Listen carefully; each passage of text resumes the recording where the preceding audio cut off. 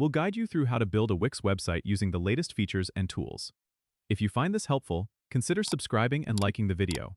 First, go to wix.com and sign up or log in if you already have an account. Once you're in, you'll see an option to create a new site. Click on that, and Wix will ask you what kind of website you want to create. You can choose from options like a business site, an online store, or a portfolio. After selecting your category, Wix offers two ways to build your site. You can use the Wix ADI, which is an artificial design intelligence tool that creates a site for you based on your answers to a few questions.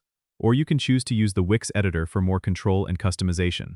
If you go with the Wix editor, you'll be able to pick from hundreds of templates. Browse through the categories and select one that fits your vision. Once you've chosen a template, click Edit to start customizing. You'll be taken to the Wix editor, where you can change text, images, and layout by simply clicking on elements and using the options that appear.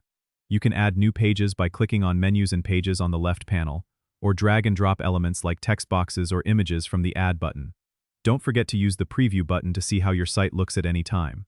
When you're satisfied with your design, click Publish in the top right corner to make your site live. Wix will prompt you to connect a domain if you haven't already.